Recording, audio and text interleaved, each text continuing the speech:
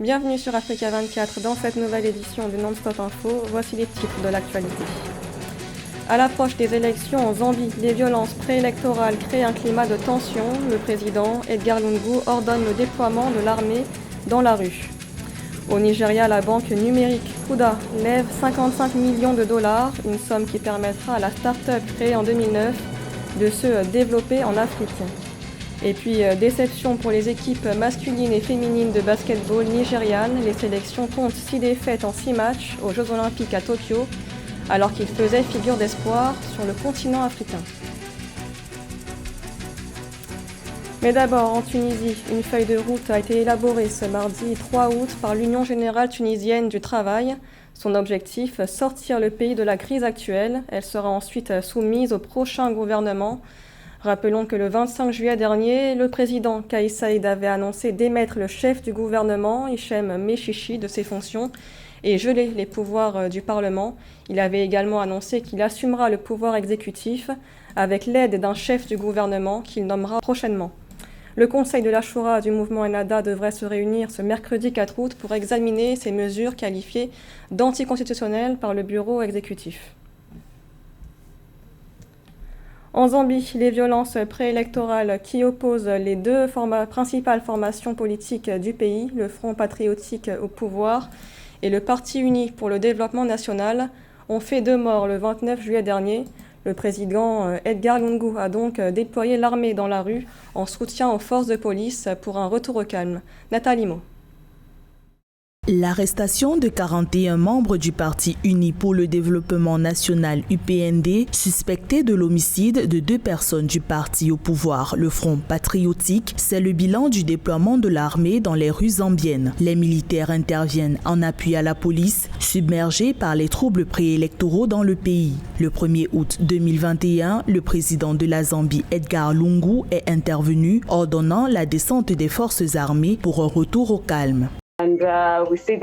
À moins de 10 jours des élections générales, le climat est très tendu entre les partisans du parti au pouvoir, le Front patriotique, et du principal parti de l'opposition, le Parti uni pour le développement national. La situation est devenue préoccupante pour le chef de l'État, Edgar Lungu, qui a ordonné le déploiement de l'armée afin d'assurer que le processus électoral en cours s'achève dans la paix.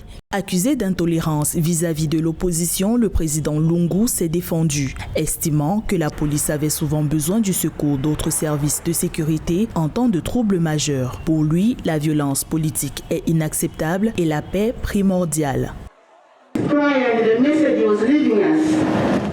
Souvenez-vous que lors des derniers hommages au président Kaunda, votre armée s'est souvenu avoir œuvré pour la paix sous son règne.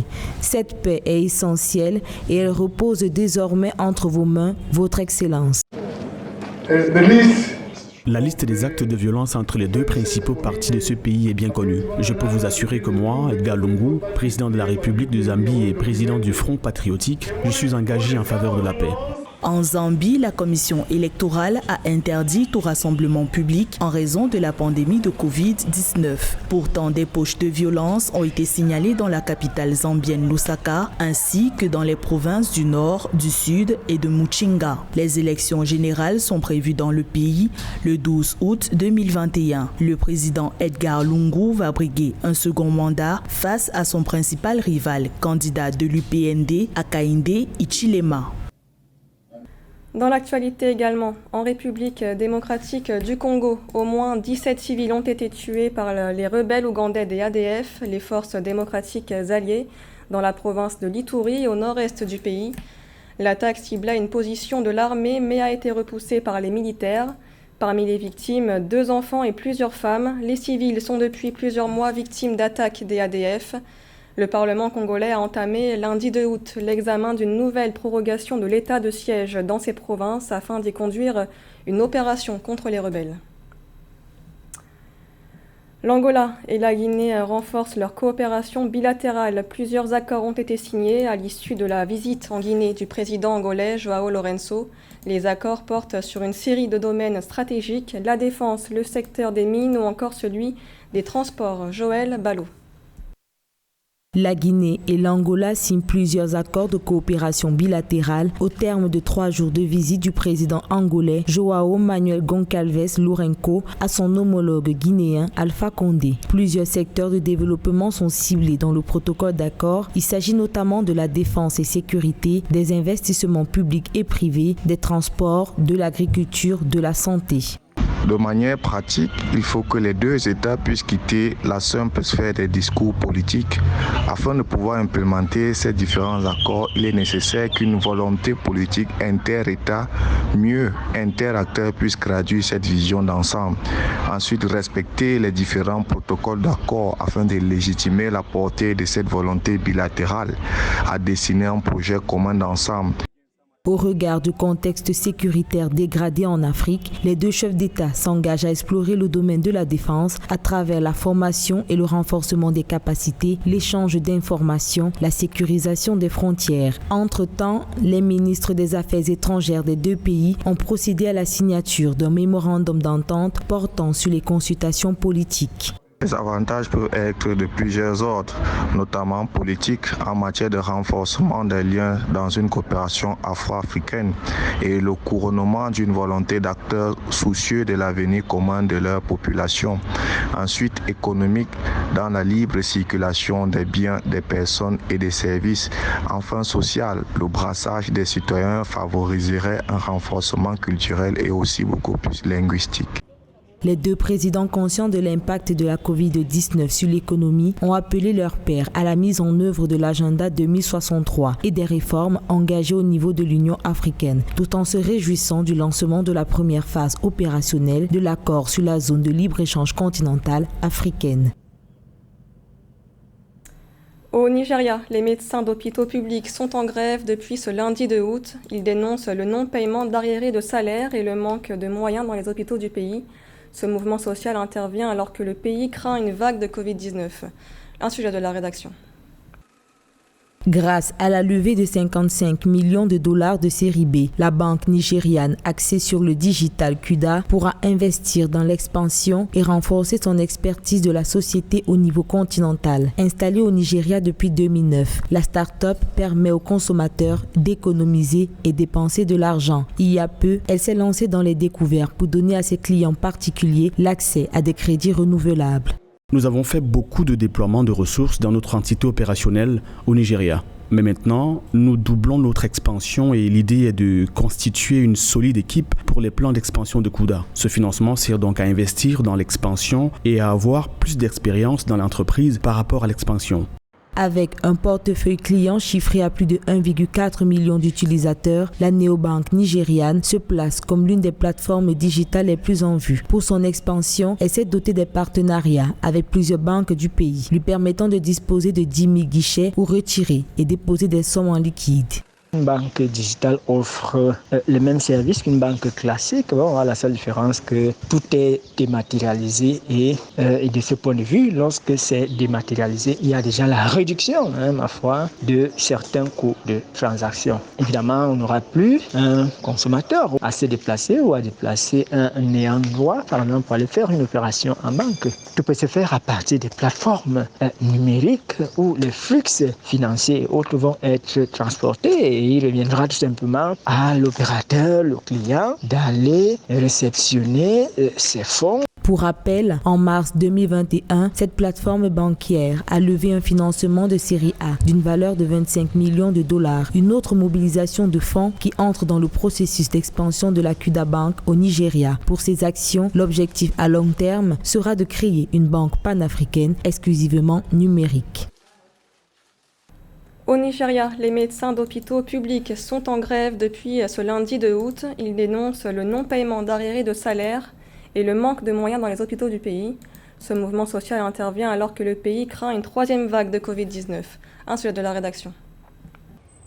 Le secteur hospitalier à nouveau en grève au Nigeria.